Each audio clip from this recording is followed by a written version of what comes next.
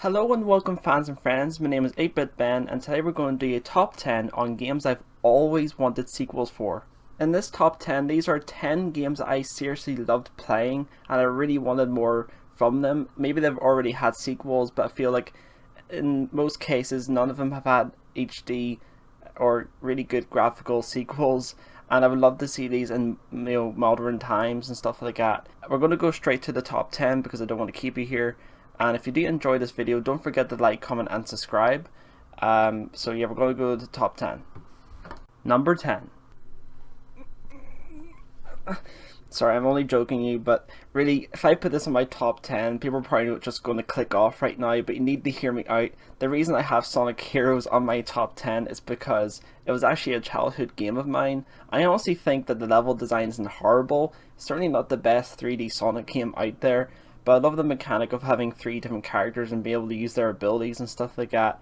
And yes, it is very repetitive because you have to play as each team for the same levels about 4 times and get like perfect ranking or something to get the final boss.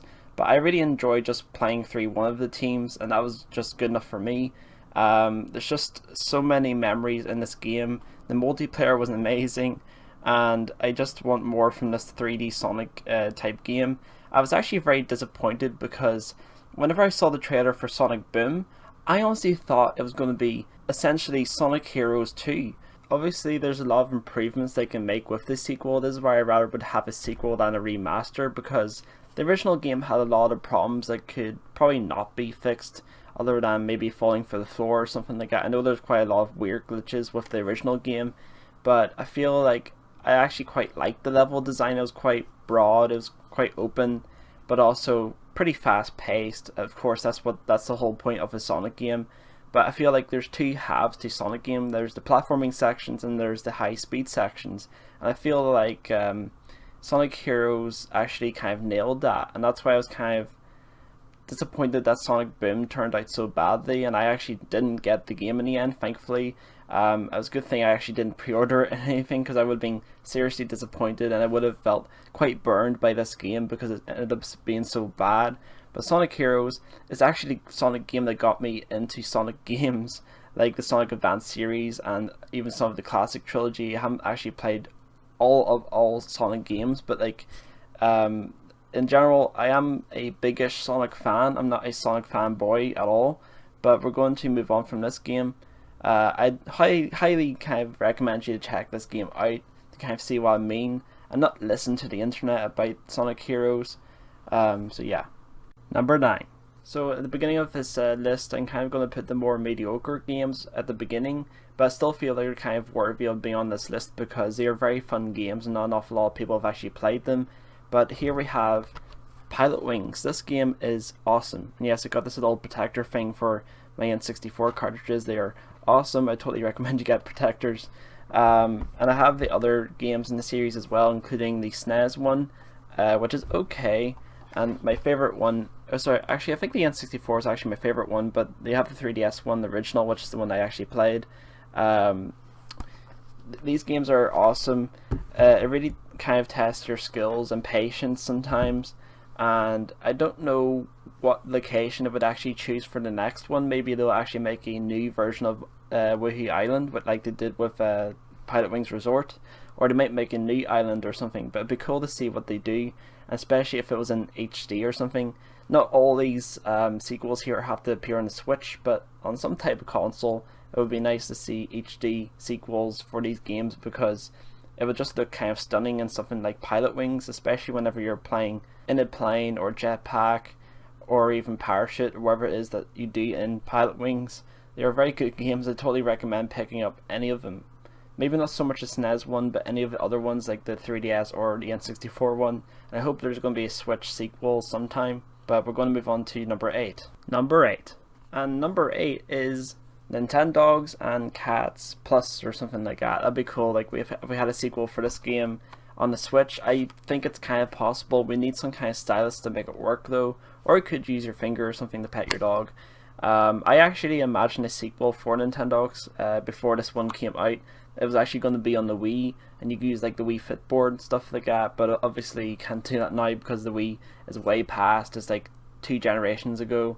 But Nintendo dogs and cats just kind of perfected the formula that was established in the first game and added more to it and improved everything that had problems, and it can only get better with a sequel. We need maybe even more pets, or maybe just concentrate on dogs again, but give us more stuff to do. I'm sure there's more dog competitions and more parks and things, and more variety overall could be added to the series of games. If you've never played this game, pick it up. You will not regret it. You'll be playing it for weeks. It's such a fun game, such a relaxing game as well. It's actually not too hard to get into. It might be hard to get back into because there's very little motivation to really play this game, but it's just kind of a cool pet simulator, and really getting cats in this game was kind of pointless, but at least they're there. It's something more, and yeah, we're going to move on to number 7. Number 7. Now, this is where it's going to start getting really good, because some of these games are actually from Nintendo's mainline series, such as Kirby, although technically Kirby is actually HAL Laboratory, but Kirby's Air Right is such an unknown game, unless you're like really into GameCube. This is a super unknown, really fun racing game that stars Kirby and Meta Knight and Deity, apparently, if you can unlock those guys, but it's mostly just Kirby and Kirby multiples, if you know what I mean. And it has so many different modes. It has your normal racing mode, and it has like a top-down racing mode, and it has like a arena style mode where you fight and try to survive or something like that.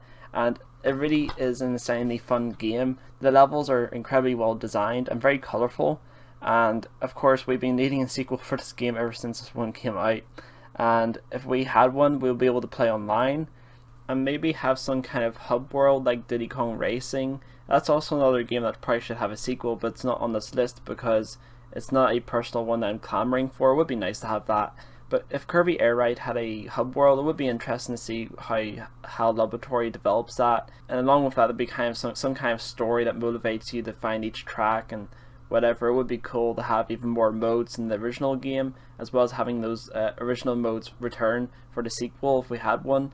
But if you actually haven't played this game, you should probably just emulate it at this point, because it's near impossible to find and actually pretty expensive to buy online right now. So you're not really hurting anyone by emulating it at this point, because it's not being sold digitally, if you know what I mean.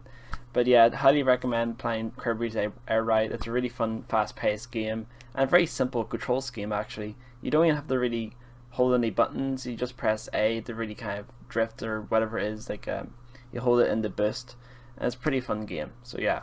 Number 6. Now, this one might be a very specific choice, but it's really just a personal thing I've always wanted, and I wanted a true sequel to Mario vs. Donkey Kong on the GBA. This game was pretty masterful, actually pretty difficult. I actually had a lot of struggle trying to 100% beat this one when I was very young, but this game is so good, and the sequels kind of fail in comparison to the complexity of this game.